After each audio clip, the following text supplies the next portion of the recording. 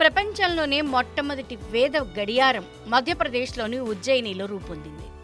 వేద గడియారం కోసం ఉజ్జయినిలోని జివాజీ అబ్జర్వేటరీ సమీపంలో 85 అడుగుల ఎత్తైన టవర్ని నిర్మించారు. ఉజ్జయినిలో క్రెయిన్ సాయంతో దాదాపు 80 అడుగుల ఎత్తులో వాచ్ టవర్పై దీనిని అమర్చారు. దీనిని మార్చి 1న ప్రధాని నరేంద్ర మోదీ, మధ్యప్రదేశ్ ముఖ్యమంత్రి డాక్టర్ మోహన్ యాదవ్ సంయుక్తంగా ప్రారంభించనున్నారు. వేద గడియారానికి సంబంధించిన ఇన్స్టలేషన్, టెస్టింగ్ వర్క్ పూర్తయింది. భారత ప్రామాణిక సమయాన్ని ఈ వేద గడియారంలో చూడవచ్చు. ఈ గడియారంలో 1 గంట అంటే 45 నిమిషాలు. ఈ గడియారం వేద సమయంతో పాటు వివిధ ముహూర్తాలను కూడా చూపిస్తుంది. ఇది ప్రపంచంలోనే మొట్టమొదటి డిజిటల్ వాచ్ కానుంది.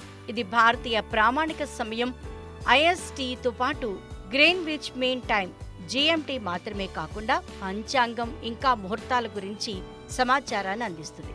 సూర్యోదయం, సూర్యాస్తమయాలే కాకుండా సూర్య చంద్ర గ్రహణాల గురించి కూడా తెలియజేస్తుంది.